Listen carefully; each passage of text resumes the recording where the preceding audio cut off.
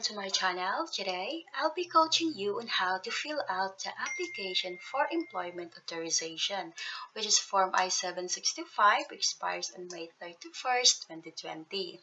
So, let's take a look over here.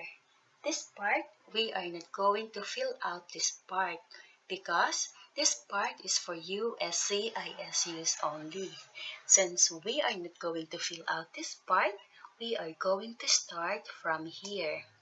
But before I start, I would like to remind you guys to type or print in black ink only. Or if you are going to use pen to fill out this form, make sure to use black ink pen only. Do not leave the boxes empty. If the boxes is not applicable for you, write NA. So let's move forward in part 1. Reason for applying. I am applying for select only one box. So in this part, you are going to take the reason why you are applying for employment authorization. So in my part, I take 1A, initial permission to accept employment. But if your reason is different than mine, then you have to take 1B or 1C. Part 2, information about you, your full legal name.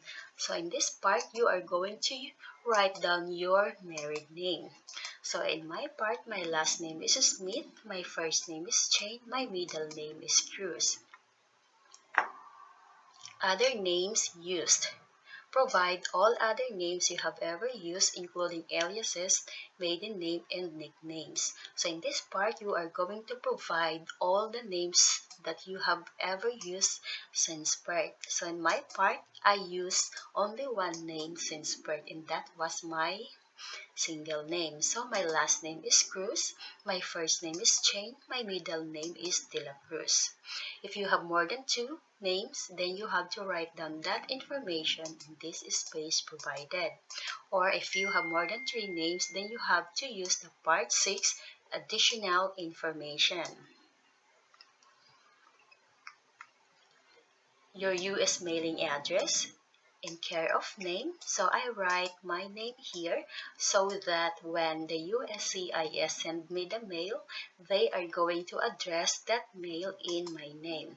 This is my street number, my city or town, Dallas, my state is Texas, and this is my zip code. Is your current mailing address is the same as your physical address? I think yes, because my current mailing address is the same as my US physical address. Note, if you answered no to item 6, provide your physical address below. So since I think yes, then I'm going to write NA in this space provided. But if you think no, then you have to provide your mailing address in this space provided, okay? Other information, alien registration number. So this is my alien registration number, okay? US online account number.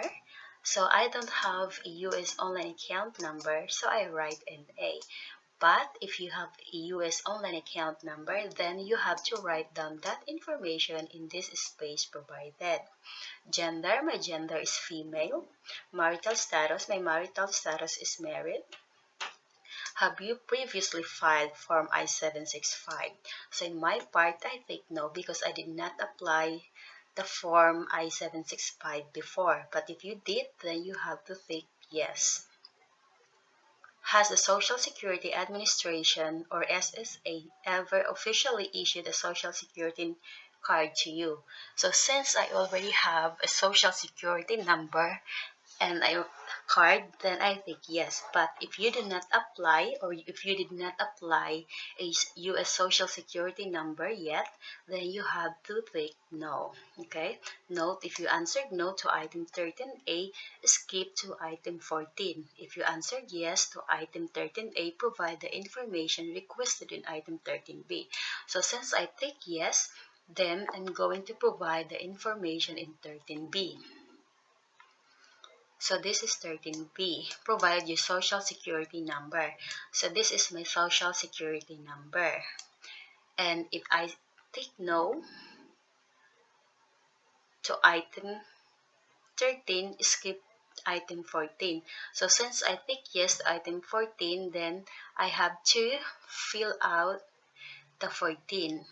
Do you want the SSA to issue a social security card? Then I tick no, okay, because I already have a social security number. But if you tick no, then you have to skip in item number 14, okay? Note, if you answered no to item number 14, skip to part 2, item number 18A. If you answered yes to item number 14, you must answer yes to item number 15. So since I already ticked no in item number 14, then I have to skip on 18A in this part, okay? But since I already ticked no in item number 14, then I must tick no in item number 15. If you answered yes to item number 14 to 15, provide the information requested on item number 16 to 17B. So since I tick no in 14 and 15, I will write in A in this space provided. But if you tick yes to 14 and 15, then you have to provide your father's birth name and your mother's birth name, okay? Your country or countries of citizenship or nationality. List all countries where you are currently citizen or national. So in this part, since we skip 18A, I will write the country in 18B. It's Philippines. So let's move forward. Place of birth. List the city, town, village, state, province, and country where you were born. City, town, or village of birth. I was born in Manila. State, province of birth in Quezon City. Country of birth, I was born in Philippines. Date of birth, I was born on July 1st, 1987. Information about your last arrival in the United States. Form I-94, Arrival Departure Record Number.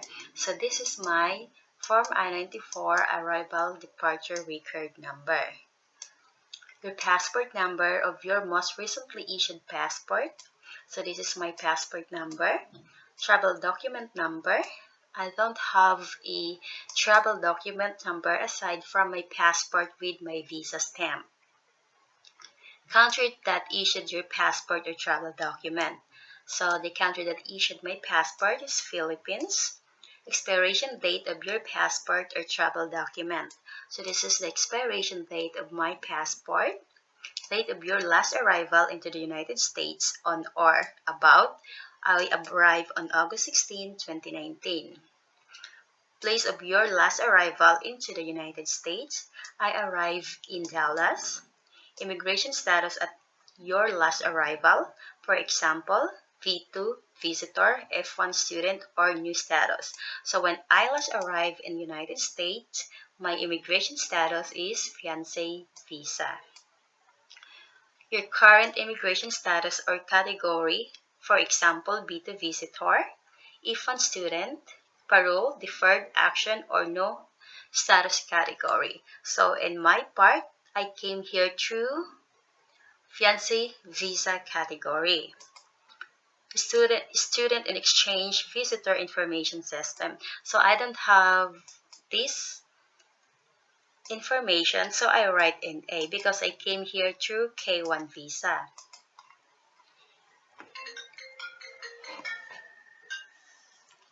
Information about your eligibility category.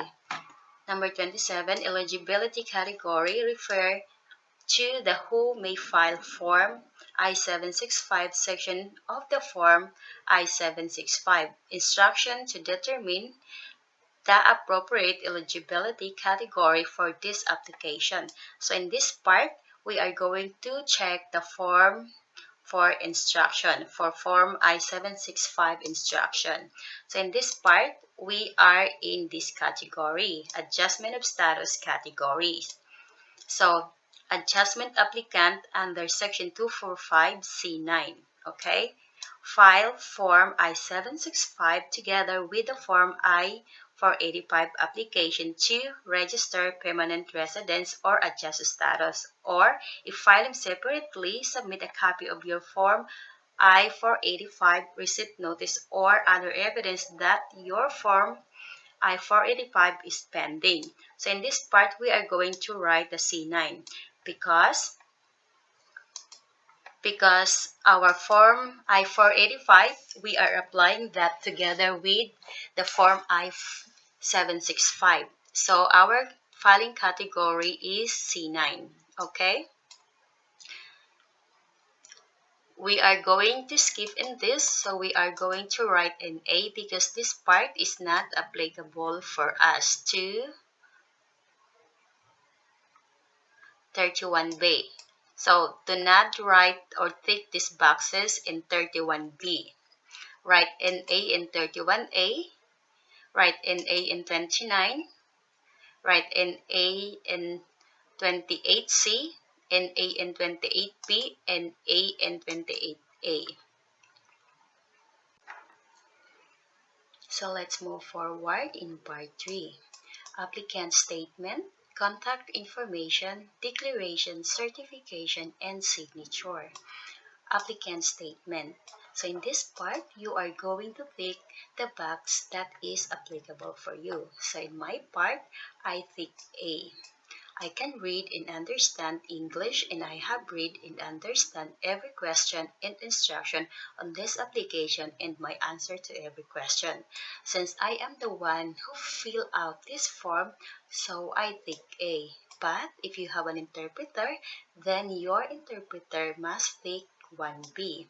And if you have a preparer, or you are preparing this form for your K2 or derivative applicant, then you have to tick number 2. Okay? Applicant contact information, applicant daytime telephone number. So I don't have a daytime telephone number.